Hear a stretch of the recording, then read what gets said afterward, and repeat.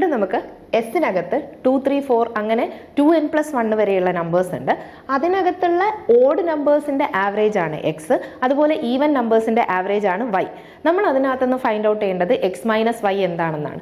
നമുക്ക് എക്സാമ്പിൾ ആയിട്ട് n=10 എടുക്കുകയാണെങ്കിൽ നമുക്ക് ഓഡ് നമ്പേഴ്സിന്റെ സെറ്റ് എന്ന് പറഞ്ഞു കഴിഞ്ഞാൽ അതിനകത്ത് വരുന്നത് 3, 5, 7, 9, 11 ആയിരിക്കും. അപ്പോൾ അതിൻ്റെ ആവറേജ് എന്ന് പറഞ്ഞാൽ അതിനകത്തുള്ള മിഡിൽ ടേം ആണ്, ദാറ്റ് ഈസ് 7 എന്ന് കിട്ടും.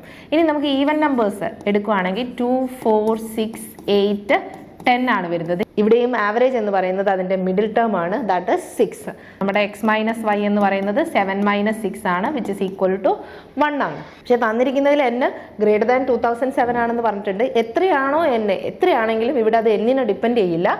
നമുക്ക് കിട്ടുന്ന ഓഡ് നമ്പറിന്റെ ആവറേജ് എന്നുള്ളത് ഈവൻ നമ്പറിനേക്കാൾ 1 ഗ്രേറ്റർ ആയിരിക്കും. സോ ഡിഫറൻസ് എന്ന് പറയുന്നത് 1 ആയിരിക്കും. So option B is the correct answer.